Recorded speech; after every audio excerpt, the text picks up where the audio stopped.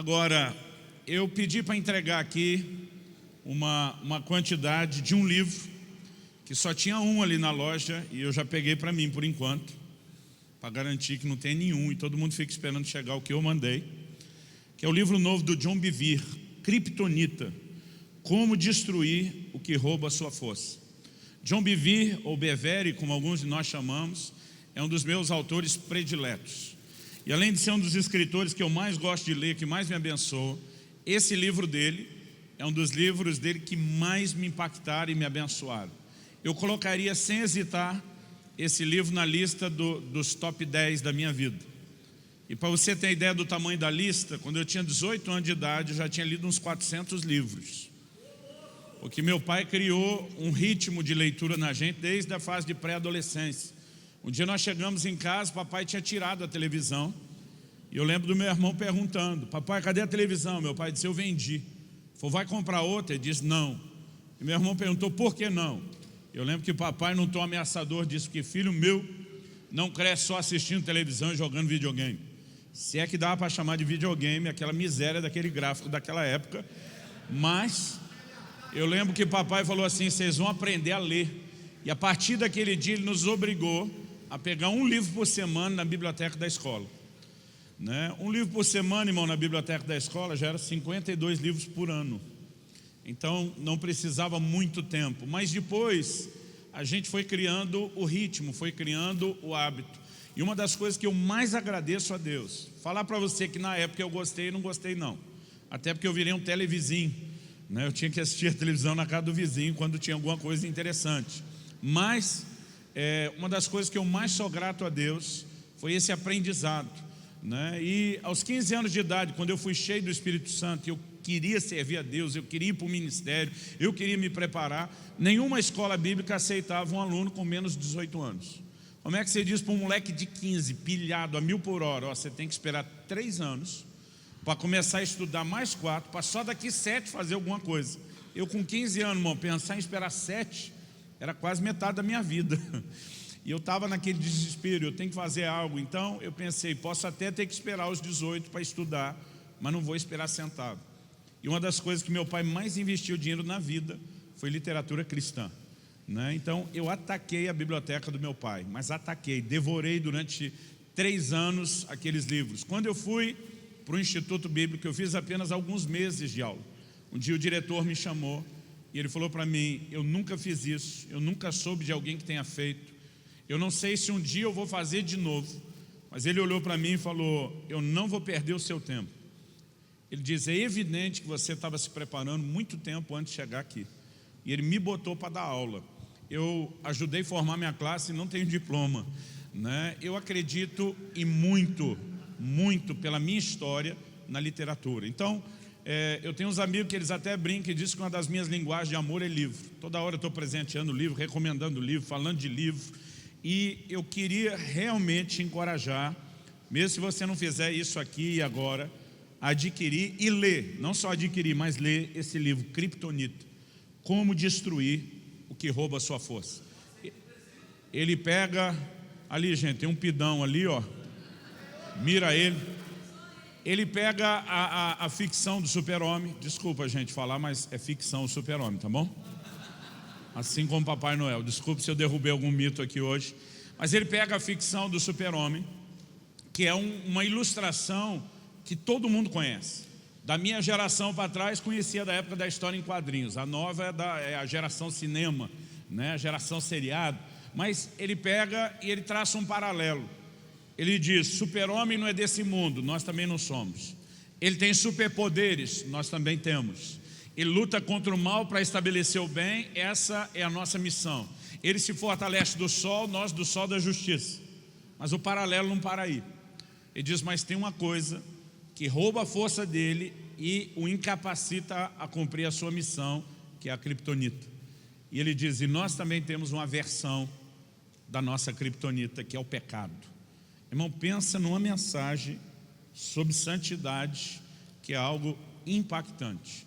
Os primeiros 7 capítulos do livro pode até te parecer, ele previne isso no início, falou: olha, pode até te parecer um pouco técnico e não tão interessante, mas ele forma a visão corporativa, ele trabalha essa ideia.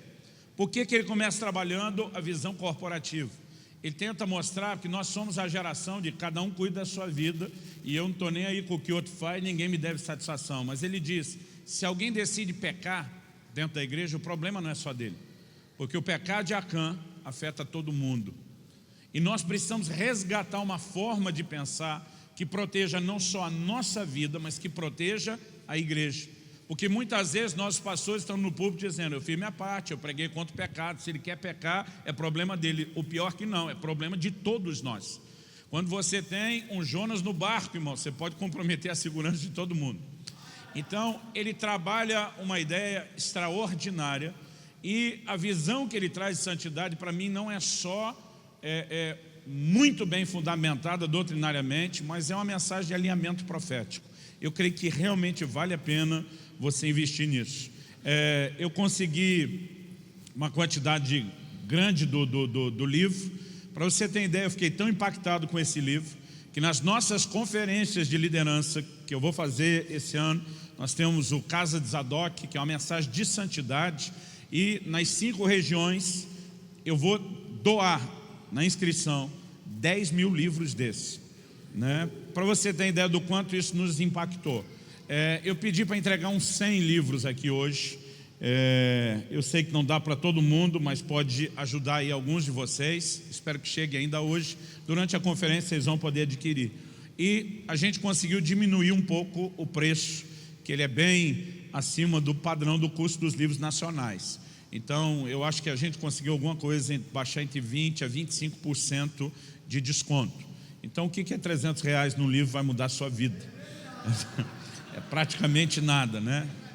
Não, eu estou brincando. O preço dele de tabela é R$ 45,90. Eu acho que ele vai chegar a 35 para parcelar em 5 sem juros se a coisa estiver difícil, ok? Agora, vira para o irmão ao seu lado, fala para ele, eu profetizo, você vai me dar um livro desse de presente.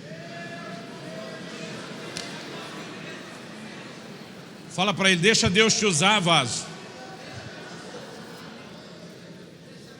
Gente, antes de compartilhar a palavra, porque a gente não sabe como é que vai terminar depois, eu acho engraçado.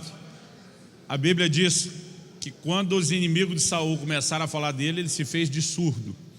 Eu estou vendo alguns usar exatamente a mesma tática aqui agora. Não é comigo esse negócio da livro. No mês de janeiro agora, Deus colocou algo no meu coração no passado, e no mês de janeiro eu fui executar o projeto que Ele colocou no meu coração, que foi a nova geração. Ela é muito comunicação, ela é muito visual, e eu já tinha esse sonho desde a velha geração, da época do Coca eu já tinha esse sonho, que era falar de Bíblia lá onde tudo aconteceu. E Deus colocou no meu coração e a gente encarou esse projeto. Eu passei 3 semanas em janeiro em Israel e na Jordânia. Nós gravamos 74 programas que vão ser exibidos semanalmente. Ainda vai ter outras gravações, nós vamos gravar no Egito, nós vamos gravar em Roma, nós vamos gravar na Grécia, ainda quero gravar um na ilha de Malta, onde tem referência de algo que aconteceu. Nós queremos ir lá no local, mostrar. Os primeiros 5 minutos, a gente trabalha uma ambientação geográfica, histórica, né? Então, por exemplo, estamos aqui no alto do Carmelo, tanto de altitude, né? Aqui atrás da gente está o mar Mediterrâneo. Aí a gente começa a trazer aquele tipo de ambientação. Digo, olha, de carro, saindo lá de Haifa, que é no Mediterrâneo, até aqui, o cume do Carmelo, nós levamos 40 minutos para chegar aqui, né? Como que numa cordilheira, numa cadeia de montanhas tão grande, a gente consegue saber onde que foi que Elias fez o desafio aos profetas de Baal? Então a gente começa a trabalhar as informações bíblicas. A Bíblia diz que era no cume do Carmelo, e ali é o local mais alto. Segundo, a Bíblia diz que Elias matou os profetas no ribeiro de Quizon, e em toda aquela cadeia de montanhas ali no vale daquele cume é o único lugar onde o ribeiro de Quizon cruza, né, e as informações batem. Então a gente trabalha um pouco a explicação. Aqui à minha direita, tanto de distância, estava Samaria, capital do Reino do Norte. Aqui à minha esquerda, tanto de distância, estava a divisa com a Síria, com quem eles tinham guerras contínuas. Aí você vai perceber que era um vizinho muito próximo. E aí depois de 5 minutos de ambientação, a gente traz 15 minutos de palavra, né? E depois a gente tem uma parte final de aplicação da palavra. algo que a gente gosta de fazer nas nossas células, é uma aplicação da palavra do domingo. Isso nos ajuda a ter mais do que informação e a ter o caminho prático. E quando Deus colocou no meu coração o projeto de gravar isso, Ele falou comigo: eu quero que você pregue família, mesmo quando você não falar de família. E eu fiquei tentando entender o enigma, como é que eu prego família mesmo quando eu não falo de família. E o Senhor falou: faça um momento de aplicação da palavra com a sua família, como você costumava fazer dentro da sua casa. E hoje, às 11 horas, começou a exibição semanal no nosso canal no YouTube desses programas. Nós já temos 74 programas, 1 ano e meio de programa já pronto, né, preparado. E eu queria passar um videozinho, um trailerzinho rápido, para você se empolgar com algumas dessas imagens e talvez se animar depois, né, lá no nosso canal, youtube.com/Luciano Subirá. Toda semana nós vamos exibir esse material. E você que ainda não teve o privilégio de conhecer as terras bíblicas, e eu particularmente não vejo nada de muito místico, mas irmão, só essa coisa de ter a percepção, a ambientação do cenário bíblico é fantástico. Então, se puder, passe esse vídeo e aí depois eu vou compartilhar a palavra.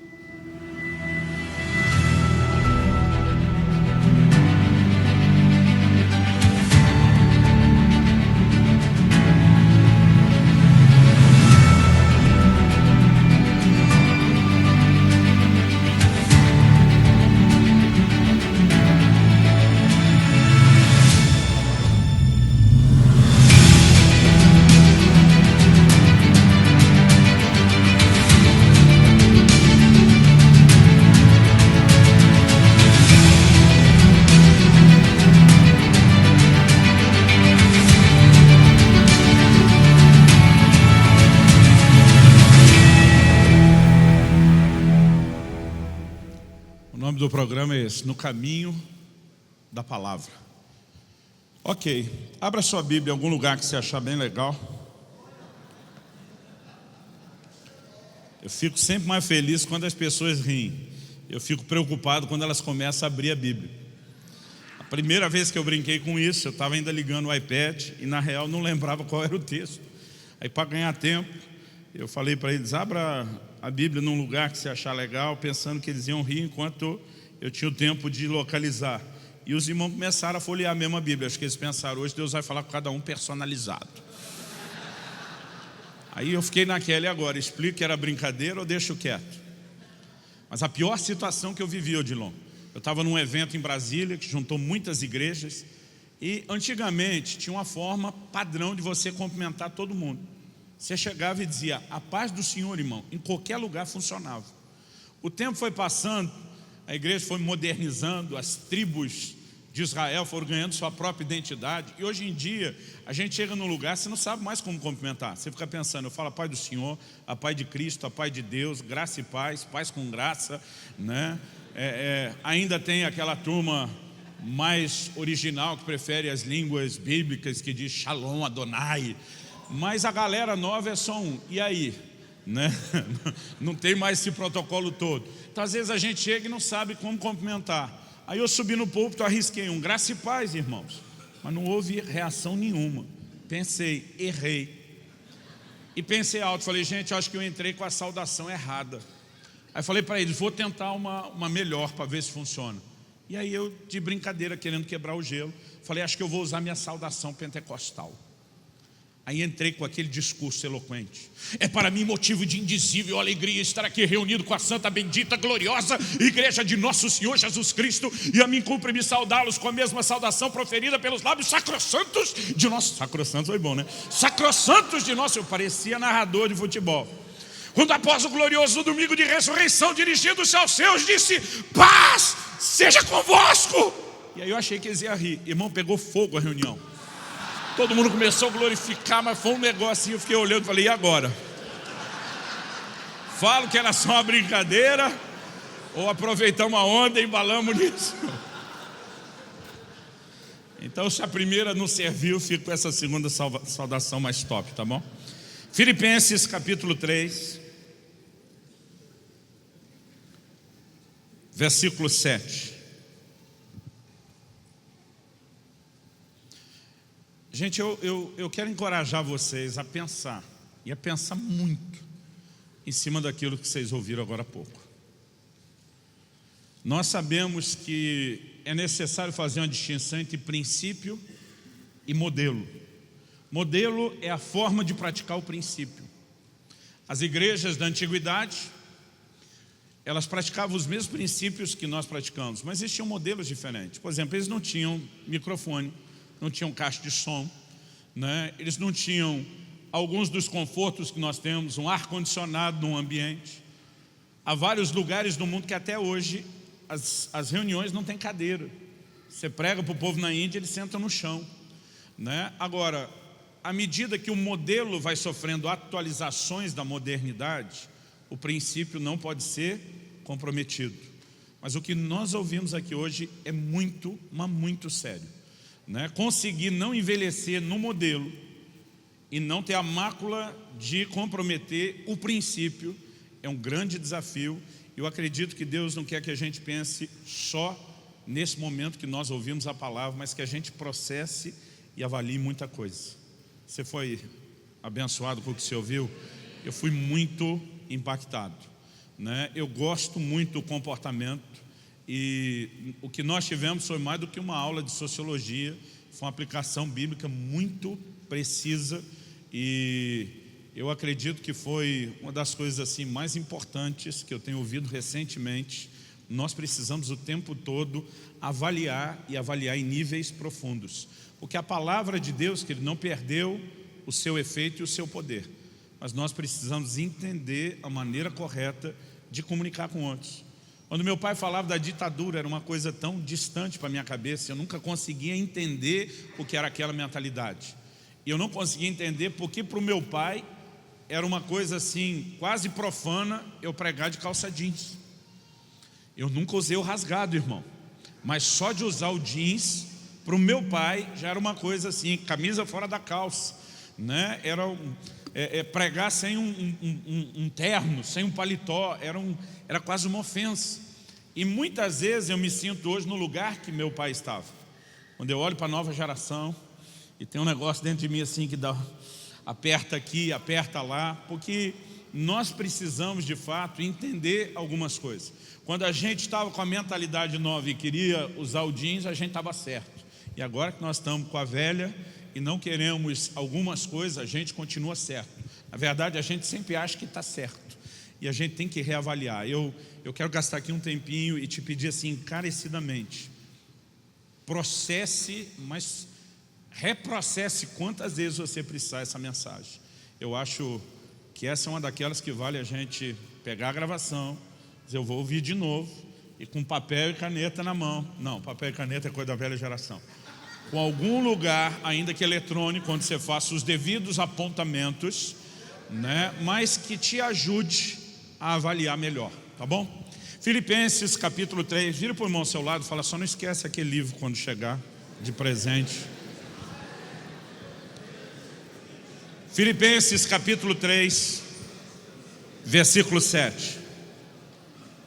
Gente, deixa eu ligar meu cronômetro para me comportar hoje.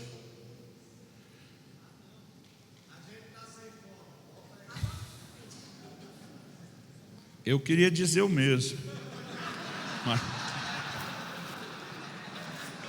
vocês não sabem o almoço que eu negociei hoje, mas eu não tenho pressa. Eu só não quero abusar. Eu vou tentar me comportar sem ficar obrigado a abortar nada que a gente sinta que Deus quer fazer, ok?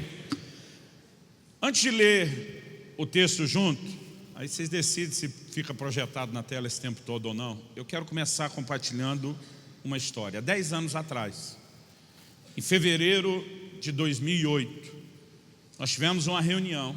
Na época, a gente reunia os líderes na terça-feira à noite.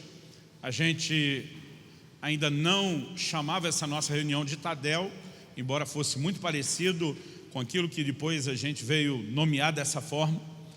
E para nós não era um culto. Tadel era uma reunião de treinamento e de alinhamento. Então, a gente no máximo tinha um breve momento de oração, no máximo. Já entrava logo com o momento da nossa palavra, da nossa conversa, do treinamento, e tentava fazer com que a reunião não fosse extensa. Nesse dia, fevereiro de 2008, aconteceu algo impactante. Mas para você entender melhor o que aconteceu nesse fevereiro de 2008, eu vou começar essa história no dia 31 de dezembro de 2007. Eu terminei de almoçar, estava eu e minha esposa. Eu lembro quando eu terminei de almoçar, empurrei o prato para o lado. Eu olhei para minha esposa e eu falei para ela: a partir de hoje, nos próximos 21 dias, por 3 semanas, eu não vou comer absolutamente nada. Estou entrando num jejum pelos próximos 21 dias. Ela regalou um pouco o olho, eu nunca tinha feito nenhum jejum maior do que 14 dias na água. E ela falou: Deus está te pedindo isso? Eu falei: não, eu vou fazer porque eu quero. Ela falou: você tem certeza? Eu falei: tenho. Eu falei: amor, eu quero buscar a Deus como talvez eu nunca fiz na minha vida. Eu quero romper todas as minhas marcas, todos os meus limites. Eu quero ir além, eu quero entrar num lugar mais profundo em Deus. Eu estou com fome de Deus, eu quero mais de Deus, eu quero romper no meu relacionamento com Deus. Então não é só fazer o maior jejum que eu fiz até hoje. Eu falei para ela: eu vou ler a Bíblia como talvez eu nunca fiz antes. E olha que é algo que eu acho que eu tenho me dedicado, não talvez como deveria, mas razoavelmente. E naquele ano, para você ter uma ideia, eu cheguei a ler a Bíblia 2 vezes num mês. Uma delas eu li em 9 dias, quase fiquei louco, mas fiz. E eu entrei naquele ano disposto: vou buscar Deus como nunca antes. E mantive os meus 21 dias de jejum. Terminei isso no dia 21 de janeiro. Estou orando, estou lendo a Bíblia, estou buscando ao Senhor. Então, nessa entrada de fevereiro, que foi antes de virar quinzena, pensa num cara que achava que Deus estava feliz com ele, era eu. Porque eu falei: eu estou buscando a Deus para valer. Aí chegou esse dia bendito, essa terça-feira à noite. E alguém, enquanto nós fizemos ali a oração de abertura, alguém resolveu passar a mão no violão e tocar uma canção, coisa que normalmente a gente nem tinha. E a canção que essa pessoa começou a ministrar é aquela canção do Marcos Witt: eu te busco, te anelo, te necessito. Enquanto nós cantávamos aquilo, eu até hoje não sei dizer o que foi que aconteceu, mas parece que alguém apertou um botão e ativou o modo glória da reunião. Irmão, a glória de Deus se manifestou. Eu nunca vi isso antes e nunca vi depois como naquele dia. Eu não sei se para todo mundo foi da mesma forma como foi para mim, mas é evidente que de uma hora para outra, como se fosse combinado, como se alguém tivesse apertado o botão, todo mundo começou a chorar. A maioria, quem não ajoelhava ou sentava para o chão, se prostrava, e aquele negócio começou uma choradeira, e foi um negócio generalizado. E eu me lembro, naquele auditório, nós não estávamos nem no nosso auditório principal, aquela choradeira estava instalada e me bateu um sentimento de arrependimento profundo, mas profundo. Era um negócio que vinha, né? Você já deve ter tido essa sensação, você não consegue explicar de onde está vindo. E aquele sentimento de arrependimento veio sinalizando algo muito claro: que nós deveríamos nos arrepender de não estar buscando a Deus como deveria. E quando eu percebi que a direção do arrependimento onde Deus nos levava era essa, eu não reagi da forma como deveria. Eu queria estar aqui te dizendo: eu realmente me quebrantei. Mas a hora que eu percebi que o negócio era arrepender por não estar buscando a Deus como deveria, a minha reação na verdade foi de indignação. Eu falei: peraí, Deus, eu acabei de sair do maior jejum da minha vida. Eu estou lendo a Bíblia como talvez eu nunca fiz na vida. Eu estou orando como nunca fiz. Se isso não está bom, quando é que vai estar bom para você? É lógico que eu não verbalizei isso por medo de Deus, por temor do Senhor, mas o sentimento estava ali dentro escancarado. Se isso não está bom, quando é que vai estar bom para você? Eu ouvi uma voz doce da parte de Deus, o Espírito Santo falando comigo. E a frase que ele falou é o tema da minha mensagem. A verdade, ela virou um livro que deve sair agora entre o final de maio e o começo de junho. A frase que eu ouvi foi: até que nada mais importe. A palavra que o Senhor me deu aquele dia foi: quando você chegar ao ponto onde nada para você é tão importante como me buscar, você chegou aonde eu espero que você chegue. E aquilo me trouxe uma certa confusão, e foi nesse momento que Deus me levou para Filipenses 3, 7 e 8, que é o texto que nós vamos ler. Ele diz, mas, o apóstolo Paulo diz, mas o que para mim era lucro, isso considerei perda por causa de Cristo. Deixa eu fazer uma pausa aqui antes de ler o 8. Eu durante muito tempo, não sei o que você pensava, mas eu durante muito tempo, lendo esse versículo, eu achava que Paulo estava falando de uma vida do passado, antes de converter, aquilo que eu valorizava. E na minha cabeça eu pensava, o camarada está enfiado no pecado, que se vangloriava disso. Mas não é disso que Paulo está falando. Até porque mesmo antes da conversão a Cristo, ele procurava viver a palavra de Deus com toda a luz e entendimento que ele tinha. Aliás, ele diz, de acordo com a justiça que há na lei, eu fui irrepreensível. Ele era um fariseu, a seita mais severa dentro do judaísmo. Paulo não era o camarada, na perspectiva aí que muitos teriam hoje, no mundão vida torta. Quando ele está falando que para mim era lucro, ele não está falando de coisas necessariamente ruins, que agora que você converteu, você descobre que elas realmente não cabem, tinha importância, mas hoje não poderia ter. Ele está falando de coisas legítimas, que mereciam, na classificação de quem entendia e conhecia a palavra de Deus, ser classificado como lucro, como ganho, como coisa importante. Ele diz, o que para mim era lucro, isso eu considerei perda por causa de Cristo. E é no versículo 8 que ele explica, sim, deveras considero tudo. Então este tudo não pode, mesmo se fosse o caso dele estar falando de coisa ruim, o que não é. Quando ele diz eu considero tudo, não tem como eu e você pensar que Paulo esteja falando só de coisa ruim. Ele diz eu considero tudo como perda, por causa da sublimidade do conhecimento de Cristo Jesus, meu Senhor, por amor do qual perdi todas as coisas e as considero como refúgio para ganhar a Cristo. Em outras palavras, Paulo está dizendo, eu descobri algo tão extraordinário, tão fascinante, a sublimidade do conhecimento de Cristo Jesus, meu Senhor, é algo tão extraordinário que qualquer outra coisa, por mais importante que fosse, diante dele, perdeu completamente a importância. O que Paulo está falando aqui é de uma busca a Cristo que é movido por uma atração. E o que Deus estava chamando a minha atenção aquele dia é que muitas vezes eu e você confundimos a busca com performance, com dedicação, com empenho, mas muitas vezes não entendemos o que é paixão ou atração pela presença dele. E naquele momento Deus me fez lembrar de uma história, de um casal que tinha brigado e pediu a mediação pastoral. Aquela história mexeu muito comigo, porque o camarada estava revoltado, falando da esposa nos seguintes termos: pastor, essa mulher é uma louca. Eu falei, olha, Jó chamou a mulher dele de louca, mas ele tinha razão, vamos ver se você tem razão.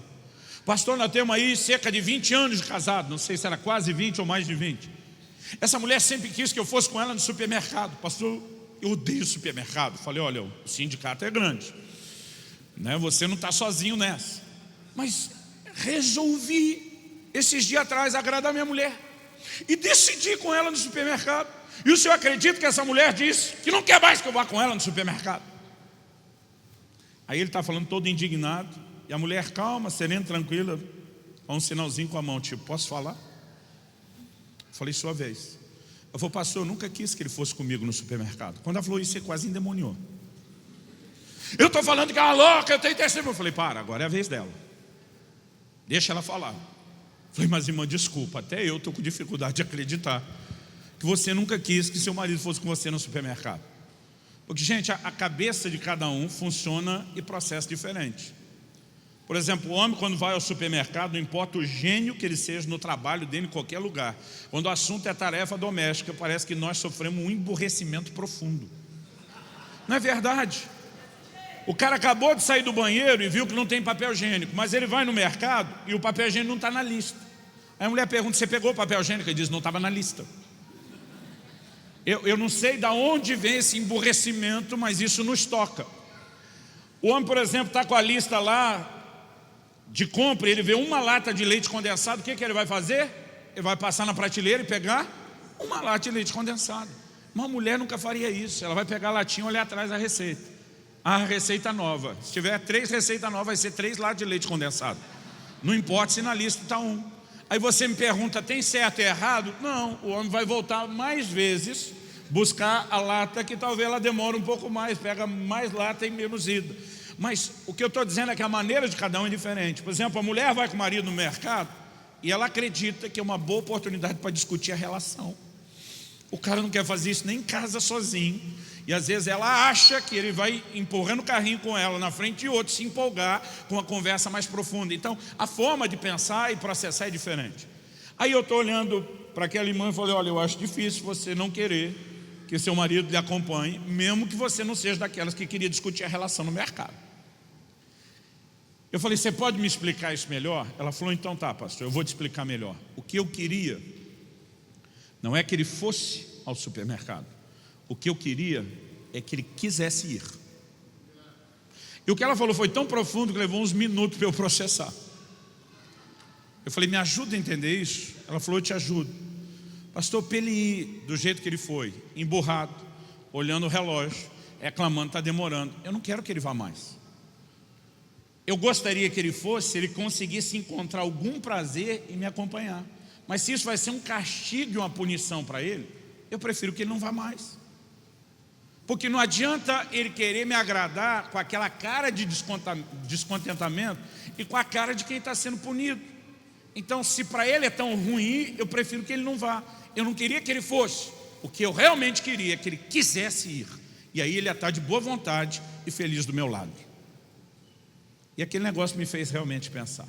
Mas nesse dia, o Espírito Santo falou comigo e diz: lembra o episódio do supermercado? Eu falei: lembro. Esse aí não é daqueles que a gente esquece. Ele disse: pois é, eu queria que você soubesse que o que eu espero de vocês não é que vocês me busquem, é que vocês queiram me buscar. Isso começou, querido, uma coisa revolucionária na minha vida que você não tem ideia. Eu quero tentar, a partir disso, construir com você aqui um raciocínio junto. Em primeiro lugar, qual é a razão da nossa existência? Eu gosto muito de pensar e tentar achar algumas respostas, alguns trilhos, seja na palavra de Deus, no dia a dia da nossa vida, nossa caminhada. Eu não gosto de fazer as coisas só porque os outros fazem, eu gosto de entender os motivos. Então, pergunta: por que Deus criou o ser humano? Por que Deus criou a humanidade? Por que eu e você existimos? Dá uma olhadinha comigo em Atos, no capítulo 17, no versículo 26. O apóstolo Paulo está pregando em Atenas, o palco da filosofia do mundo dos seus dias, o lugar onde as pessoas faziam esse tipo de questionamento: quem sou? De onde vim?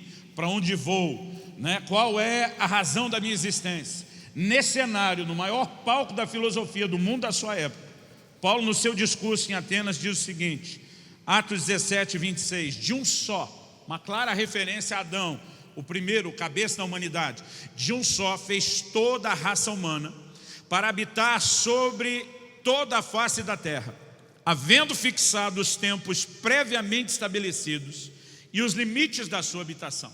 No verso 26, ele está dizendo: Deus criou o homem, colocou o homem na terra, determinou os seus limites na terra. 27 diz a razão da criação: para buscarem a Deus. Você pode repetir isso comigo? Diga: para buscarem a Deus. A versão projetada ali diz: Deus fez isso para que os homens o buscassem.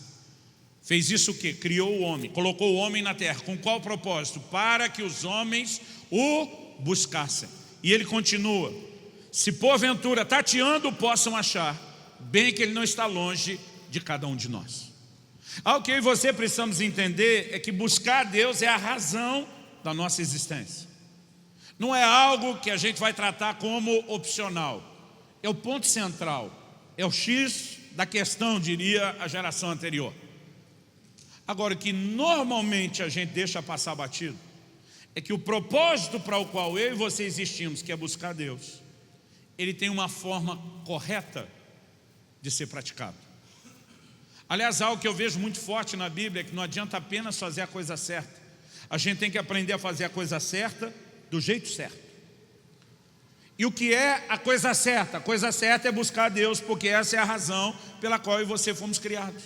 E, gente, Deus ainda quer facilitar. O texto diz: para que buscassem a Deus, se porventura, tateando, pudesse achar. Quando é que alguém começa a tatear? Quando está com a visão limitada ou comprometida, ou no escuro, ou com alguma outra forma de incapacidade de enxergar, a pessoa vai tatear. Eu já tive uma situação dessa, blackout. Tem que achar aquela bendita vela e a caixinha de fósforo para conseguir se localizar em casa. Estou falando da época antes da era da lanterna. A gente fazia isso como? Apalpando, tateando. Ou seja, Deus está dizendo, eu criei vocês para que me busquem. E ainda que a busca de vocês seja limitada, desprovida de visão, eu espero que vocês usem tudo que tiver no poder de vocês para que vocês me encontrem. Agora a Bíblia diz, Ele não está longe. Em outras palavras, Deus está dizendo, eu não quero dificultar as coisas, eu quero facilitar, eu quero que vocês me encontrem. Isso me faz lembrar quando meus filhos ainda eram bem pequenos. E eu brincava muito com eles, esse negócio de vamos esconder, um esconde, os outros procuram. E toda vez que eu me escondia, eu facilitava a vida deles. Quando eles eram muito pequenininhos, eu apelava. Às vezes eu ajoelhava na frente do sofá, cobria a cabeça com a almofada, deixando o corpo para fora. É lógico que eles iam me achar. E a ideia era facilitar. Quando eles cresceram um pouquinho, eu me escondia um pouquinho mais, mas sempre tinha aquela ponta de vou facilitar. Às vezes ficava atrás da cortina e empurrava o corpo um pouquinho para frente para o desenho ficar claro, embora a barriga naquela época ajudava ainda mais. Ela aparecia mais do que o pé fora da cortina. E eles, achei, estava empolgado. E lógico, o que eu queria não era dificultar o processo. Irmão, quando nós falamos a respeito de Deus, você pode pensar algo parecido. Ele não está longe, Ele quer ser achado. Agora, embora Ele queira ser achado, Ele só será achado se eu e você entendemos que a coisa certa tem que ser feita do jeito certo. Jeremias 29:13. Deus revela o que é fazer a coisa certa do jeito certo. Ele diz, buscar-me-eis e me achareis. Quando? Me buscardes de todo o vosso coração. Deus diz, eu serei achado de vós, porque é isso que Ele quer. Mas Ele diz, sabe quando é que você vai me achar? Sabe quando é que você vai me encontrar? Não é apenas quando você me buscar, é quando você me buscar de todo o seu coração.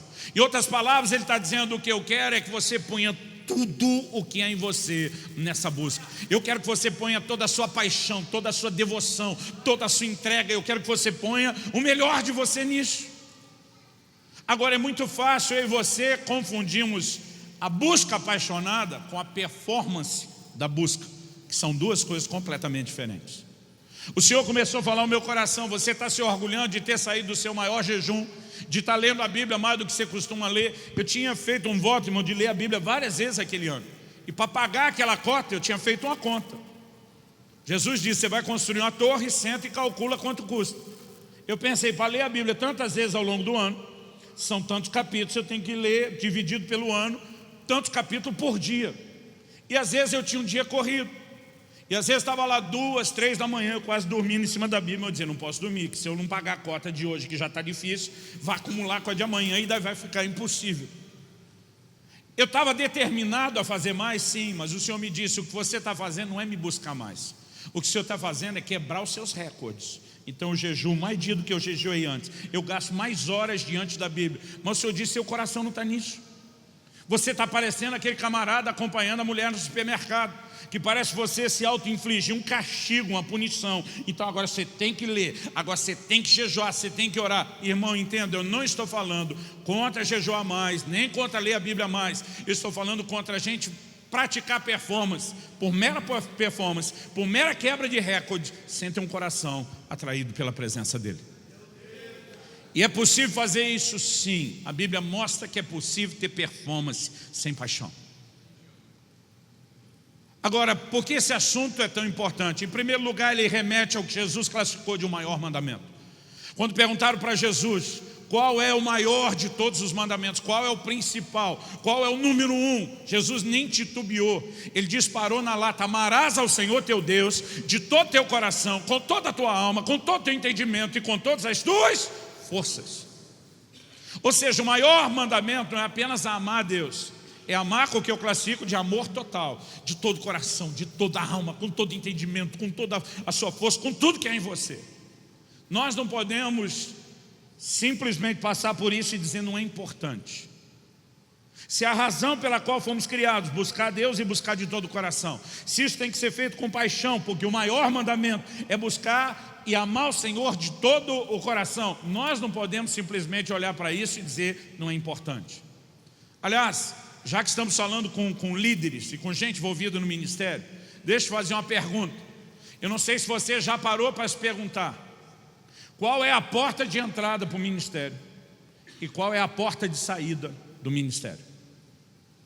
Mas eu fiquei chocado com algo que eu descobri na Bíblia. A porta de entrada para o ministério, de acordo com a pergunta de Jesus para Pedro em João 21. Pedro, tu me amas? Amo, Senhor, apacenta as minhas ovelhas.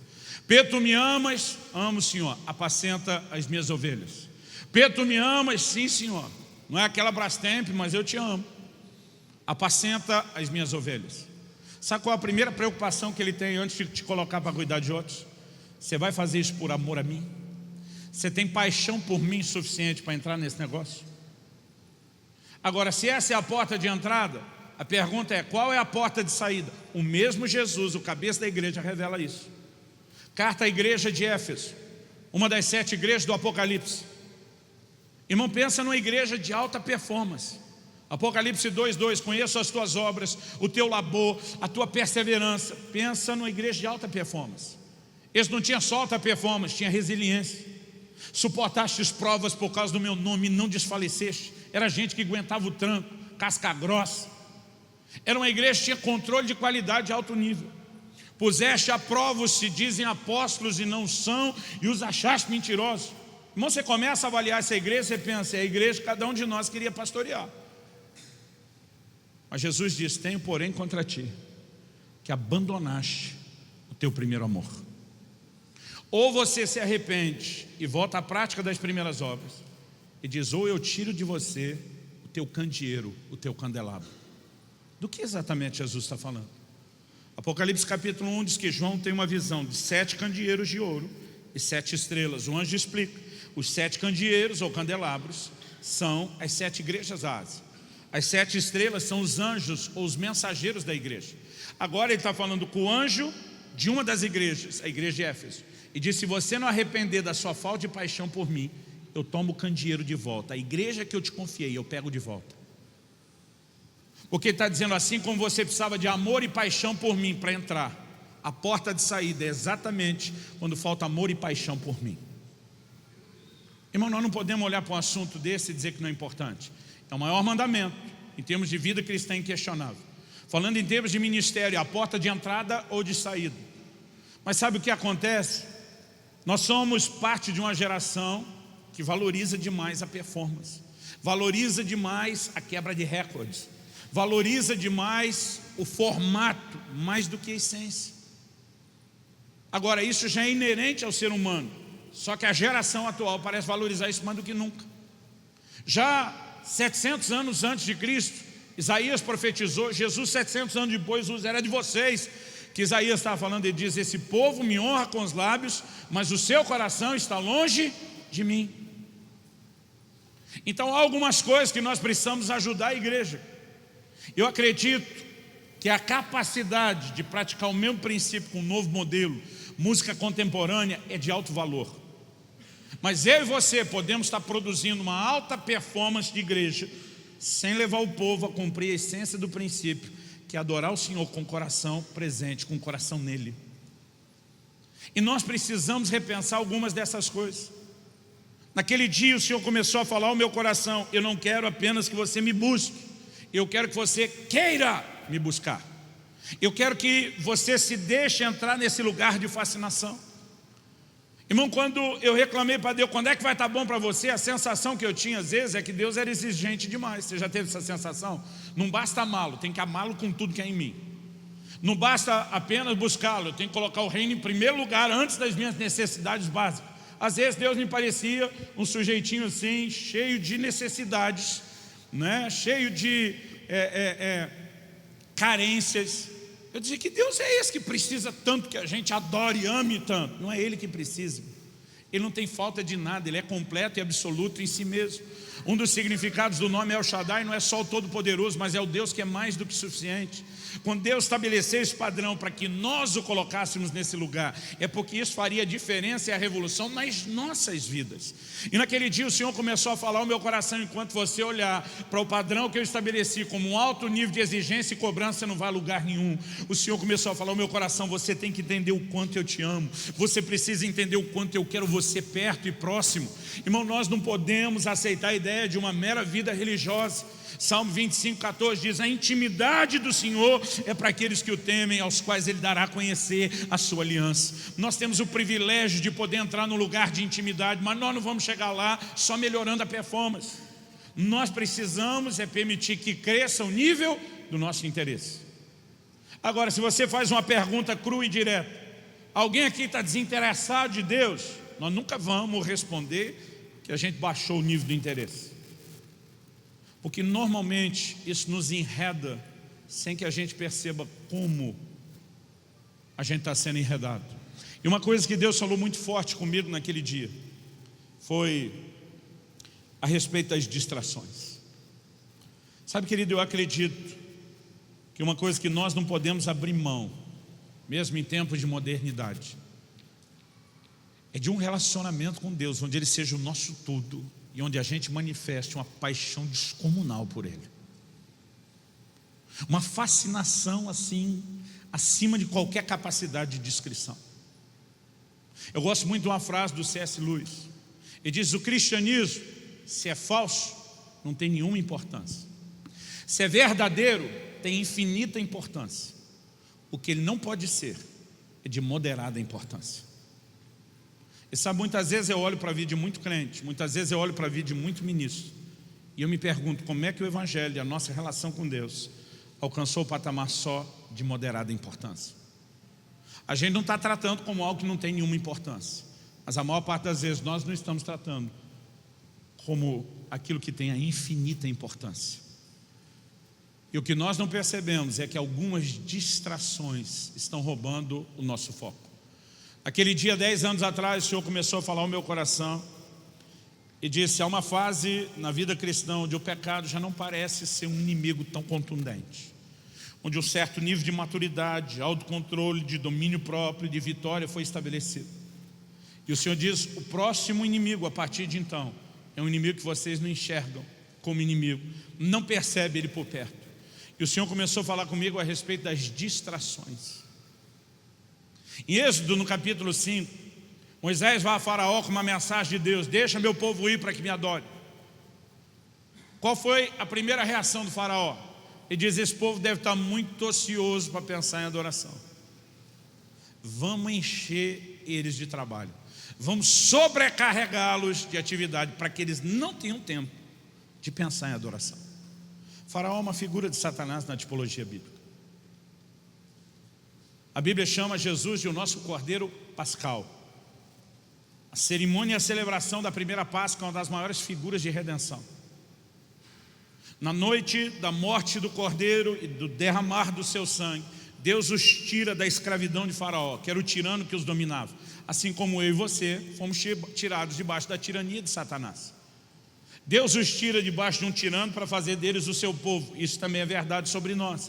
As mesmas palavras que Deus falou sobre eles em Êxodo 19, quando a nação de Israel sai do Egito e chega no Monte Sinai, Pedro falou sobre nós: vós sois a nação santa, a geração eleita, o sacerdócio real, o povo de propriedade exclusiva de Deus. O paralelo está todo lá.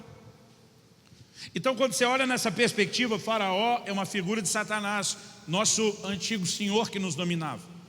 Agora, qual é a preocupação dele? Esse povo deve estar muito ocioso para estar falando de adoração. Se a gente encher de atividade, eles não vão lembrar desse negócio de adoração.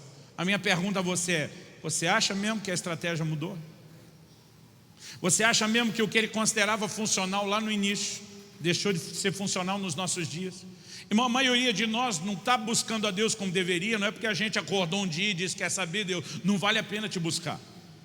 É porque a gente não percebe e a gente vai se envolvendo com tanta coisa que simplesmente nos distrai, rouba o nosso foco, rouba a nossa atenção, rouba a energia da busca. E a maioria de nós não está fazendo o que deveria fazer e nem percebe como é que a gente entrou nisso. Em Lucas 14, Jesus estava comendo na casa de alguém, e alguém solta um comentário, já que estavam à mesa comendo. E ele fala sobre bem-aventurado aquele que comer no reino de Deus. Jesus aproveita e diz: vou falar uma coisa para vocês. Uma ceia foi preparada, alguns convidados foram chamados, mas quando chegou a hora da ceia, e ceia na Bíblia, irmão, mais do que uma refeição qualquer, fala não só de uma boa refeição, mas o tempo à mesa, desde a antiguidade, sempre refletia a ideia de comunhão, de relacionamento. E diz: quando a ceia estava pronta e os convidados foram chamados, cada um começou a dar uma desculpa. Está em Lucas 14, a partir do versículo 16. O primeiro deles diz: comprei um campo, portanto não posso ir. Irmão, vamos avaliar a desculpa. Comprei um campo. Você acha que isso é uma coisa ruim? Imagina a versão de hoje, alguém dizendo: comprei uma casa própria, comprei uma outra propriedade que vai servir para os meus negócios, comprei uma casa de campo, uma casa de praia, um rancho. Aqui fala rancho? Nenhum de nós vai olhar e dizer: meu Deus, que coisa terrível, o sangue de Jesus tem poder. A maioria de nós vai olhar para isso e dizer: que bênção, coisa boa, resposta de oração, bênção de Deus, cumprimento da promessa. Adquirir um campo em si é algo ruim? Não. Eu diria que a maior parte do tempo deve ser algo bom. O problema não é a aquisição do campo. O problema é quando a aquisição do campo se torna mais importante do que a capacidade de perceber e atender o convite dele para o lugar de intimidade. Então o campo, que não é ruim em si, e pode até ser classificado como bom, ele se tornou uma distração para aquilo que é muito mais importante e mais nobre, e é a razão pela qual eu e você existimos. O segundo diz: comprei 5 juntas de bois. O que eram 5 juntas de bois? Eram os tratores, os New Holland da época. Um camarada com 5 juntas de bois a mais podia arar a terra e colher muito mais do que faria sem elas. Isso significava o quê? 5 juntas de boi? A capacidade de produção, de produtividade estaria aumentando e, consequentemente, o retorno financeiro e os ganhos. Irmão, quem hoje, dizendo eu tive uma capacidade de produtividade aumentada, ia ficar reclamando, dizer coisa horrível, ora por mim? A maioria de nós ia dizer: glória a Deus, aleluia, bênção de Deus, resposta de oração, cumprimento de promessa. A desculpa dada, o assunto em si é ruim? Não. Ruim é quando algo puro, legítimo, correto e certo nos distrai de uma outra coisa que é tão certa quanto, porém mais importante. A terceira desculpa: casei-me, portanto não posso ir. Irmão, se tem uma desculpa que não dá para classificar como algo ruim, é o casamento. Ideia de Deus, criação de Deus, projeto de Deus. Mas a Bíblia mostra que até essa bênção chamada casamento pode vir uma distração. Paulo escreve em 1 Coríntios 7, e está certo que é um contexto, ele diz: por causa da angustiosa situação presente, igreja sendo perseguida, tinha muita coisa por trás. Mas ele diz: eu penso que para alguns de vocês seria melhor não casar. E aí ele não está falando só da angustiosa situação presente. Ele diz: o casado cuida das coisas do mundo e se preocupa em como é que vai agradar o cônjuge. O solteiro cuida das coisas do Senhor e como é que vai agradar a Deus. Agora, essa era a mentalidade da época. Eu olho para a cultura de hoje e eu vejo um solteiro que não está preocupado nem com a família, nem com Deus. Paulo está dizendo: o que eu quero é que vocês possam buscar o Senhor desimpedidamente, que vocês possam se consagrar ao Senhor desimpedidamente. É isso que ele diz lá em 1 Coríntios 7, 32. Agora, muitas vezes eu e você começamos a lidar com distrações, e sem que a gente perceba, o próprio ministério, ele pode se tornar uma baita de uma distração. Em Lucas, no capítulo 10, nós temos a conhecida história, nos versículos 38 a 42, aquele episódio de Marta e Maria. Irmão, eu não quero julgar Marta. Você já pensou o que seria a honra de receber Jesus na sua casa? Agora, tenta pensar com a mentalidade cultural da época, que era muito forte. Hoje isso não é tão forte para nós como foi no passado. Da responsabilidade de ser um bom hospedeiro, de você praticar uma boa hospitalidade.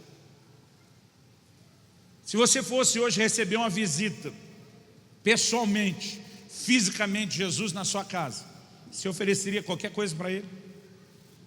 Eu lembro quando eu era recém-casado, e um dia querendo parecer que eu estava fazendo uma coisa muito boa, eu trolei minha mulher. Ela fazia faculdade de manhã, trabalhava a tarde toda e à noite segurava as coisas comigo no ministério. Então eu fiz um acordo com ela: eu quero que você mantenha isso tudo, seu estudo, seu trabalho, seu ministério. Eu vou ter que te ajudar em tudo que puder, em tudo que tiver ao meu alcance. Eu também vou me desdobrar para te ajudar com as coisas da casa. E aí teve um dia, ela me liga, tinha acabado de sair da faculdade, ela falou: vai tirando tal coisa para mim do congelador, porque o tempo que ela chegava para fazer o almoço era muito curto. Eu falei: amor, não se preocupe com o almoço, que eu cheguei em casa mais cedo hoje, já estou adiantando isso para você. Ela falou: sério? Sério. Ela: e qual o cardápio hoje? Eu falei: massa com peixe. Irmão, não sei o que é que ela pensou. Eu, na verdade, estava fazendo um miojo e tinha aberto uma lata de sardinha. Mas eu só falei: massa com peixe. Ela: uau. Daqui a pouco eu pensei e falei: vai dar ruim. A expectativa dela deve estar lá na estratosfera. E quando ela descobrir que foi trollada, aí para amenizar o impacto, eu peguei, derreti umas fatias de queijo mussarela em cima para cobrir, esconder a sardinha. Peguei um ketchup, fiz um coração bem bonitinho. Aí deu uma amenizada no impacto. Mas, gente, a cara de decepção da minha mulher, ela, por causa da declaração do coração, ela ficava tentando esconder, mas era visível. Aí teve uma hora que ela não aguentou, ela olhou para mim e falou: massa com peixe. Falei: vai dizer que não é massa e que não é peixe? Agora, se eu fosse receber Jesus em casa, você acha que esse cardápio da massa com peixe seria oferecido? É nunca. Eu imagino que ia me desdobrar. Agora, a Bíblia diz que Maria está lá, aos pés do Senhor Jesus, ouvindo a palavra, e Marta ralando que só. E Marta, chega uma hora, perde a paciência. Eu imagino que ela deve ter tentado chamar Maria várias vezes, para a coisa ter chegado no ponto que chegou. Imagino, às vezes, ela passando por trás de Jesus, sinalizando para Maria: vem me ajudar. Maria olhando para o lado, tipo, esse negócio tem nada a ver comigo. Aí ela perde a paciência, porque, gente, quando alguém fala do outro como se o outro não tivesse presente, é porque a coisa já foi longe. Você já viu esse tipo de cenário? Eu já vi. O marido, em vez de falar com a mulher que está do lado, fala com o filho que está no meio. Menino diz para sua mãe, a mãe está ali do lado, mas ele não quer falar, porque ele finge que ela não está lá. Diz para sua mãe, a mulher responde: menino, diz para o seu pai. É que nem o que eu falei ontem do filho mais velho, se referindo ao filho pródigo: o teu filho já não é mais meu irmão. Aí Marta não aguenta, ela diz: Senhor, diz a minha irmã que me ajude. Tipo, quem sabe você ela ouve, já que ela não me ouve. Aí Jesus olha para Marta e diz: Marta, Marta. Por 7 vezes na Bíblia você vai ver Deus chamando alguém pelo nome 2 vezes seguidas, 7 vezes. Todas elas, cada vez que se encontra Deus chamando alguém 2 vezes: Abraão, Abraão. Pode avaliar que tem uma crise por trás disso. Eu acho que se Marta tivesse a revelação, a espinha dela já tinha gelado só de ouvir: Marta, Marta. Jesus disse: você está preocupada, ansiosa com muitas coisas. Tem uma outra versão que diz: distraída com muitas coisas. Jesus diz: mas poucas são necessárias, ou mesmo uma só. Agora pense, irmão, o Criador andando no nosso meio e dizendo: poucas coisas na vida realmente importam. Na verdade, é uma só. Jesus está dizendo: de tudo que a gente faz na vida, tem uma coisa que realmente importa. Qual é? Ele vira para Marta e diz: Maria escolheu a boa parte. Aí diz assim: e essa não lhe será tirada. Sabe o que Jesus está dizendo? É ruim. E você vai levantá-la daqui? É ruim, vou deixar isso acontecer não. Então Jesus está dizendo: Maria escolheu aquilo que deveria ser escolhido, o que realmente importa. Agora a pergunta é: nós vamos questionar a motivação de Marta? Não. O interesse dela não era agradar Jesus? Sim. Ela está no corre-corre por quê? Porque ela quer honrar Jesus. A motivação pode ser boa, irmão, mas ela perdeu o foco. Ela está distraída. Ela está tentando agradá-lo com algo que não é tão importante para ele. Uma vez uma pessoa convidou eu e a Kelly, no início do nosso ministério pastoral, estou falando de quase 25 anos atrás, nos convidou para jantar. E quando nós chegamos lá, eles tinham preparado uma dobradinha. Gente, minha mulher não pode sentir o cheiro de dobradinha nem de longe. E a hora que nós entramos na casa, ela já olhou para mim e disse: a visita vai ter que ser curta, eu não consigo ficar muito tempo aqui. Aí nós chegamos, falei: gente, Eu tenho uma situação a administrar, a gente queria estar muito aqui, mas não posso demorar. Se a gente puder sentar logo, comer e já ir conversando. Beleza, pastor, fizemos uma dobradinha. Eu falei, disse se isso era algo mais? Não. Mas nós fizemos a melhor dobradinha para honrar vocês. Eu falei, pois é, mas nós temos um problema. Se vocês queriam agradar especialmente minha mulher, vocês tinham que descobrir o que ela quer. Falei, ela não vai ter coragem de falar e eu não vou deixar ela passar mal tentando agradar vocês. Ela não suporta dobradinha. Não tem nem um ovo frito aí para resolver o problema, um miojo fazer. E a turma disseram, pior que não, pastor. Pensa na situação constrangedora. Eles estavam bem intencionados, é lógico que estava. Agora, adiante você ter boa intenção, querendo agradar alguém, sem saber o que é que agrada a pessoa, também não resolve, irmão, não leva a lugar nenhum. E às vezes eu e você estamos decididos a dar a Jesus uma dobradinha que não faz questão nenhuma de comer. Porque a gente não parou para pensar o que realmente Ele quer, o que Ele gosta, o que Ele interessa, o que Ele está esperando. E sabe, irmão, não estou falando contra a produtividade. Em momento nenhum Jesus criticou a igreja de Éfeso por estar produzindo muito. O problema é quando a performance toma o lugar da paixão. O que ele está dizendo é, pega a paixão de volta e continua com a performance. Eu não estou falando contra a performance. O problema é quando a gente acha que a performance pode substituir a paixão. E isso, na verdade, não cabe para ele. E aí o Senhor Jesus está dizendo, Marta, você pode estar bem intencionada, mas você está distraída. Você está botando energia para me agradar numa coisa que não é tão importante como aquela que eu realmente espero de você. E a pergunta é, sabe que o próprio ministério, a correria das realizações, não acaba se tornando a nossa desculpa ou a nossa distração daquilo que realmente importa? Eu vejo um Jetro chegando para Moisés dizendo, ei, não adianta você tentar atender esse povo todo, você vai se matar e vai matar eles. Vamos fazer o seguinte, vamos delegar, vamos terceirizar o ministério. E aí nasce no conselho de Jetro a base que nós temos para trabalhar com os grupos pequenos. Levanta chefe de 10, chefe de 50, chefe de 100, chefe de 1000. Agora, qual é o propósito pelo qual Jetro sugeriu isso? Ele diz, daí você tem tempo para representar o povo diante de Deus, vida de oração por eles. Daí você tem tempo para ensinar a palavra para eles. Porque em vez de cada um vir avaliar a sua situação sem saber o que fazer, se você ensina todo mundo, já existe uma triagem de autoavaliação.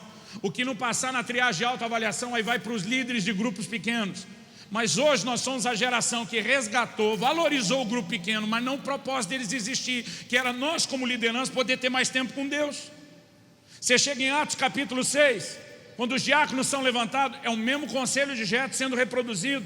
Os apóstolos dizem, não é justo que a gente abandone a palavra de Deus para servir as mesas.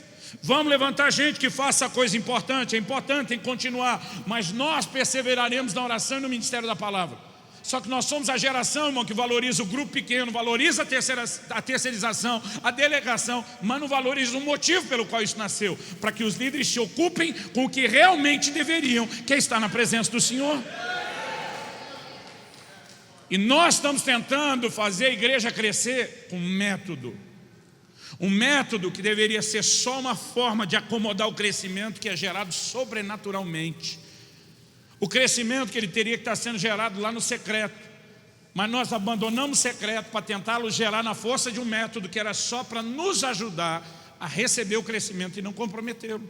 E nós temos invertido as coisas. E a maioria de nós está mais do que bem motivado, mas não significa que esteja certo. Distrações. Uma outra coisa que Deus me corrigiu aquele dia, e que é só uma linguagem diferente para falar da mesma coisa, da mesma distração, é o que eu quero chamar aqui de embriaguez.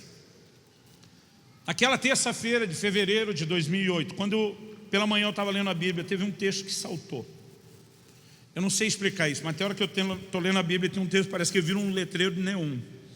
Ele chama atenção. Às vezes eu nem entendo, ele agarra em mim, ele não me larga o dia inteiro. E o texto era Isaías capítulo 5, versos 11 e 12. Se for rápido de endereço, abra lá. Isaías 5, versos 11 e 12. O texto diz assim, ai dos que se levantam pela manhã e seguem a bebedice e continuam até a alta noite, até que o vinho os esquenta. Liras e harpas, tamborins e flautas, e vinho há nos seus banquetes, porém não consideram os feitos do Senhor, nem olham para as obras das suas mãos. Isso ficou martelando o dia inteiro na minha cabeça. Eu dizia: Deus, o Senhor deve estar errando de endereço. O que o Senhor quer falar comigo nisso? Eu nasci num lar cristão. Meus pais não consumiam bebida e nos ensinaram a manter distância delas. Eu não tenho problema com isso. Por que esse texto não me larga? E o dia inteiro, irmão, eu não consegui entender. Mas quando chegou a noite, o Senhor me disse: lembra do versículo que está te perseguindo, que agarrou em você desde manhã. O Senhor me disse: você está tentando entendê-lo na perspectiva de uma embriaguez literal. E o Senhor diz: na minha palavra, embriaguez não é só literal. Aliás, Jesus diz em Lucas 21:34: cuidem para que o coração de vocês não seja encontrado sobrecarregado de embriaguez. E ele fala dos cuidados do mundo, ele fala de prazeres. Ele não estava falando de coisa literal, de uma embriaguez literal. O que esse texto está dizendo? Está falando de gente que corre atrás do entretenimento e diversão. Ai dos se levantam pela manhã, seguem a bebedice, continuam até alta noite. Vamos tirar o dia inteiro para festar. Liras e harpas, tamborins, flautas, vinho há nos seus banquetes. Irmão, toda a festa desde a antiguidade era regada a comida, bebida e música. Só que o texto diz: porém, não consideram os feitos do Senhor, nem olham para as obras de suas mãos. Não é gente que não está nem aí com Deus, mas é gente que está tão envolvida no seu entretenimento que não consegue lembrar nem de Deus e nem dos seus feitos. Irmão, nós somos uma geração de entretenimento. Nós nunca tivemos tanto entretenimento. Nós estamos falando de décadas, de no máximo um século atrás, numa época onde cinema era uma coisa assim que nem tinha tomado forma. Mas nós somos uma geração que a gente não tem que esperar quando é que estrela um filme no cinema. Você abre um Netflix e você toma um porre de filme ou seriado o dia inteiro. Nós somos uma geração que tem todo tipo de jogo. Nós somos talvez a geração que valoriza o entretenimento como nunca antes. E a dificuldade que nós temos é entender a classificação que a geração anterior, nos assistindo assustada, dava. Leonard Ravenhill disse: o entretenimento é o substituto diabólico da verdadeira alegria. Muitas vezes a gente não percebe como tem coisas que estão nos envolvendo a ponto de nos afastar daquilo que é essência. E eu não estou dizendo que você não pode se entreter, querido. Eu estou dizendo que não adianta se entreter o tempo todo a ponto de esquecer de Deus. E muitas vezes o que nos embriaga são coisas boas. A Bíblia diz em Gênesis 9 que Noé se embriagou. Você já parou para se perguntar qual foi o contexto da embriaguez de Noé? A Bíblia diz que Noé plantou uma vinha e colheu o seu fruto. A frase está curtinha. Para você entendê-la, você tem que pensar com a mentalidade da época. Os povos antigos todos do Oriente, quando chegava a hora da colheita, celebravam aquilo e eram gratos aos seus deuses. Mesmo quem não conhecia e servia o Senhor, ia agradecer e festejar para as suas divindades pagãs. Noé vai celebrar a colheita. A terra nunca teve tão bem regada como depois do dilúvio. A colheita deve ter sido top. Ele está celebrando aquilo, é um momento de festa, de alegria, porque a bênção de Deus veio, porque ele prosperou. E foi com a bênção de Deus que ele se embriagou. Eu tenho olhado para muitos ministros e percebido que eles se embriagaram com o crescimento, se embriagaram com o sucesso, se embriagaram com a prosperidade material, com a prosperidade ministerial, e eles estão tão envolvidos na celebração daquilo tudo que deixaram o Senhor de lado. Eu me lembro do dia que eu cheguei em casa, na época que o PlayStation 2 era uma novidade. Meu filho pré-adolescente. Eu cheguei em casa com um PlayStation 2 de presente para ele. Irmão, pensa num menino feliz. Ele me abraçou, me beijou, abraçou de novo, beijou de novo, abraçou mais, beijou mais. Você é o melhor pai do mundo inteiro. Ele corria, ele pulava, ele dançava em casa. Meu irmão, foi tanta festa, eu me senti o melhor pai do mundo. Mas bastou alguns dias para eu começar a ficar com raiva e com ciúme daquele videogame. Porque antes de eu chegar de viagem, a maior parte dos anos que eu estou em Curitiba, eu moro perto do aeroporto. É no máximo 15 minutos. Eu lembro de uma época que a Kelly ainda me buscava. Pois teve uma época que eu tive misericórdia. Falei, amor, você não vai dar conta de fazer isso a vida inteira, várias vezes por semana. Mas a gente combinava, tinha um carro só. Quer dizer, a hora que você descer, me liga. O avião aterrissava, eu ligava e dizia, cheguei. O tempo de eu sair e pegar a mala, já estava na porta me pegando. E meus filhos faziam a conta, 15 para ir, 15 para voltar, meia hora para o papai estar em casa. E uma hora que eu abri aquela porta para entrar, estavam os dois esperando. Eu tenho viajado em média 3 dias por semana. Eu entrava, estavam os dois esperando, pulavam em cima de mim, fazia a maior festa. Depois do bendito videogame. A hora que eu chegava, abria a porta, estava só a Alissa lá. O Israel não estava lá.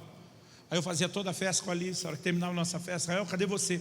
Já vai, pai, só vou passar de fase. Um dia eu quase joguei aquela miséria daquele videogame pela janela, de tanta raiva que eu fiquei. Mas não era aquilo que me fez sentir um bom pai alegrando o coração do filho, sim. Até que aquilo começou a tomar o meu lugar na vida dele. Aí eu comecei a ficar com raiva daquilo. O Senhor falou comigo, lembra daquela reação de seu sentimento com o presente do videogame para o seu filho? Eu falei, lembro, ainda lembro. O Senhor disse, vocês fazem a mesma coisa comigo o tempo todo. Vocês gastam tempo orando, pedindo, desejando algumas coisas que quando eu finalmente entrego, vocês fazem a maior festa, diz que eu sou o melhor pai do mundo. E depois vocês se enterram naquilo, a ponto de me esquecer. Irmão, não vim te apontar o dedo, não vim jogar pedra em você. Eu estou contando de algo que Deus me corrigiu, na esperança de que a carapuça lhe sirva, de que isso te ajude de alguma forma. Porque 10 anos se passaram e eu ainda me vejo de tempos em tempos escorregando nas mesmas distrações, nas mesmas embriaguez. Nós precisamos entender, o ministério, ele tem uma porta de entrada e ele tem uma porta de saída. É paixão pelo Senhor. Nós não podemos, eu queria que você ficasse em pé para parecer que está acabando. Só para aparecer. O pastor que me discipulou dizia, vamos ficar em pé, o povo pensar, está terminando. Ele pregava mais 15 minutos com a gente de pé.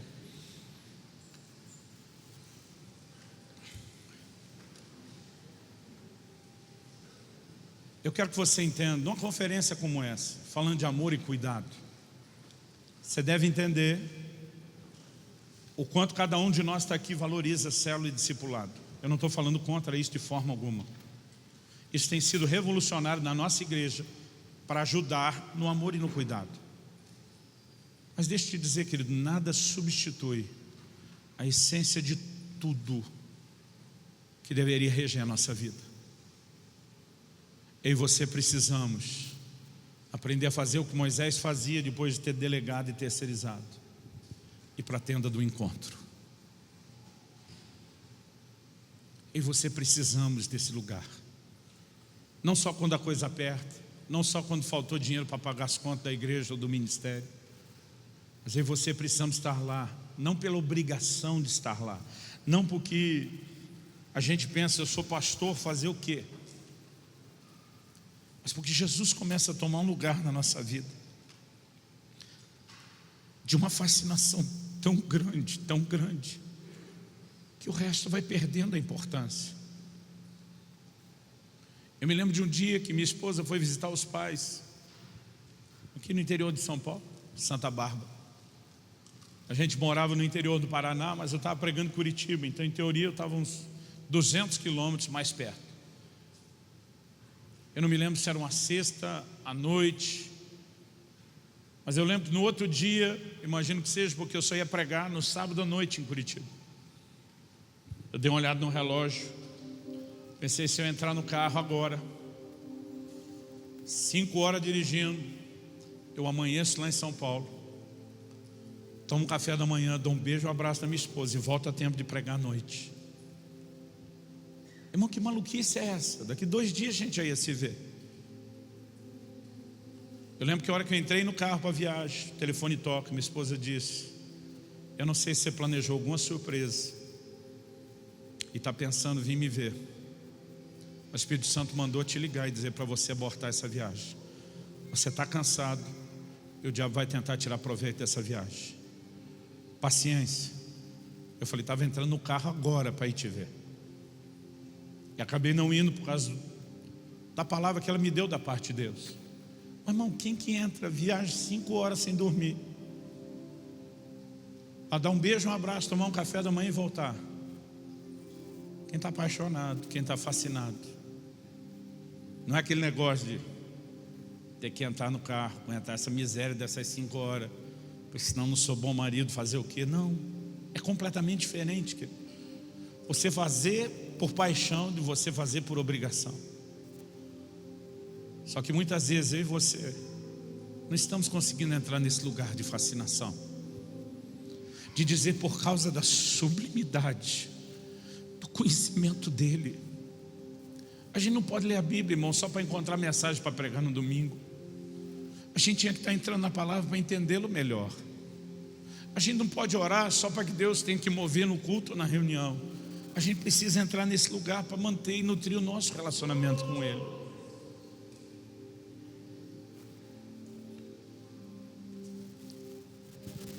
Como que nós podemos resgatar essa paixão? Um dia desse, alguém falou para mim: pastor, ora por mim. Eu falei: oro, mas falei: eu quero saber pelo que você quer que eu ore. O cara falou para mim: eu estou em crise. Eu falei: qual é a crise? Eu quero saber pelo que eu vou orar. Ele falou: perdi meu primeiro amor. Eu falei: então você não está em crise, você está em pecado. Ele arregalou os olhos e falou: que isso, pastor? Eu falei: isso é o que a Bíblia diz. O Senhor se dirige ao anjo da igreja de Éfeso e diz: lembra de onde caíste. Ele chama de queda. E diz: arrepende-te. Ele não ia mandar se arrepender se fosse só uma crise. Se amar a Deus de todo o coração, alma, entendimento e força é o maior mandamento, então não amá-lo de todo o coração, ainda que eu continue amando, é a quebra do mais importante mandamento. Mas sabe o que eu acho interessante? É que Jesus não apela para o senso de obrigação. Esse é o primeiro mandamento, você não cumprir isso, você não serve para mais nada. Sabe para que Jesus apela? Lembra de onde caíste. Esse lembra, ele está mexendo com aquele sentimento de saudade. Se você lembrar o que nós dois já tivemos juntos, até você vai querer isso de volta. Sabe, irmão, eu tenho um mandamento da parte de Deus. A Bíblia diz: marido, amai as vossas mulheres. É um imperativo, é uma ordem. Eu não tenho opção. Amar minha mulher não é uma opção, é uma ordem que me foi dada. Mas Kelly e eu vamos fazer 23 anos de casado. Eu imagino que se cada manhã que eu acordasse do lado dela, eu falasse para ela: meu amor, amo você. E antes que desse tempo dela abrir um sorriso e emendar, fazer o quê, né? Deus mandou. Então estamos aqui para cumprir a obrigação, né? Eu não sei se a gente estaria quase 23 anos casado ou se a coisa estaria boa. Porque ninguém quer o outro dizendo: eu estou amando você porque eu sou obrigado a amar e não tenho opção. A gente quer que isso seja feito de boa vontade.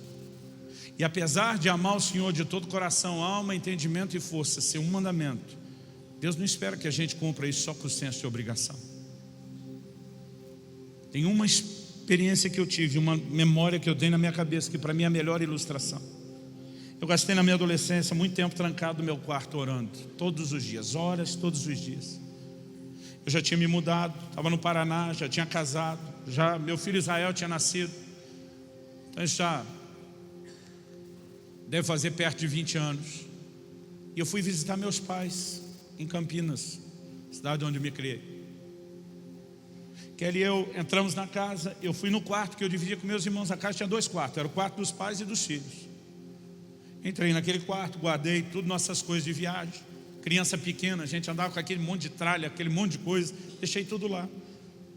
Terminamos de almoçar, Kelly me pediu algo. Eu acho que era uma fralda para trocar o Israel. Então lá fui eu para o quarto, onde eu tinha deixado nossas tralhas todas de viagem. E eu abri a porta, tinha um corredor. O quarto dos meus pais era à minha esquerda, nosso quarto à direita. Eu abri a porta, eu abri ela até a metade. Quando eu abri ela na metade, o ângulo para onde eu olhei era o cantinho do quarto, onde eu gastava horas de joelho, debruçado na cama orando. E a hora que eu abri aquela porta e olhei aquele canto, quando eu vi aquela imagem, disparou um gatilho na minha memória. E um filme começou a passar na minha mente. Eu me via dia após dia ajoelhado naquele canto orando. E eu não consigo largar aquela porta, eu não faço mais nada. O filme continua, tinha um tapete no meio do quarto. aqueles que a velha geração fazia de crochê com fio de barbante. E eu me lembrei quantas vezes prostrado naquele tapete, eu ficava regando aquele tapete com lágrimas. Olhei para o colchão de mola, sou da época do colchão de mola, na cama, e quando eu cansava de ficar ajoelhado ou deitado no chão duro, eu deitava naquela cama e erguia minhas mãos a adorar a Deus. Eu estou olhando aquilo e um filme está passando na minha mente. Eu não estou lembrando só da oração, estou lembrando dos encontros, de tudo que eu experimentei naquele lugar. E a hora que eu percebo, querido, as lágrimas grossas, quentes, estão correndo no meu rosto. Eu não ouvi em momento nenhum uma voz me cobrando: por que é que você não ora como orava antes? Eu não ouvi cobrança aquele dia. Mas sabe o que eu senti? Saudade. E à medida que eu sentia aquela saudade, tudo dentro de mim parecia gritar: eu preciso disso de volta. Eu não posso ser louco de comprometer isso. Quando ele diz, lembra de onde caísse, ele está dizendo, eu não quero que você volte pela obrigação nem pela cobrança. Eu quero que você lembre o que você já teve. Porque a gente não pode deixar isso ser comprometido. Espírito Santo, eu tentei da melhor forma possível. Mas nós precisamos mais do que explicações. Vivifica a tua palavra dentro de nós. Traz aquela aplicação personalizada que só o Senhor pode trazer. Eu não vim aqui apontar o dedo, nem culpar ou condenar nenhum dos meus irmãos. Eu sei que mesmo depois de 10 anos, eu ainda preciso tanto das mesmas correções, instruções e advertências novamente. Eu oro que nessa manhã o Senhor use isso para despertar cada um de nós, Senhor. Talvez o nível de distração e embriaguez mude de pessoa para pessoa, mas cada um de nós tem alguma coisa que precisa da atenção. Senhor, nós não queremos ser o povo da performance, da busca compulsória, da busca mandatória. Nós queremos chegar a esse lugar onde as outras coisas deixam de ser importantes, onde nada concorre com o seu lugar, com a sua presença, Senhor.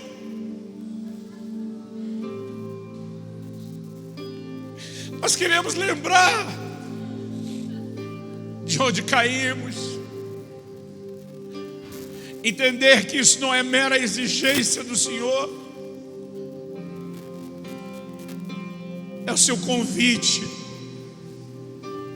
para vivermos no lugar da mais profunda realização, onde cumprimos a razão da nossa existência, o motivo pelo qual fomos criados.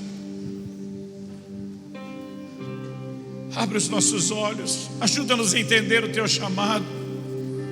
Leva-nos a esse lugar, Senhor, de rendição e entrega, não apenas para batermos os recordes, não apenas para melhorarmos a performance da busca, mas para entrarmos nesse lugar de descoberta e fascinação, não só como no começo, mas como nunca antes. Ah, Jesus,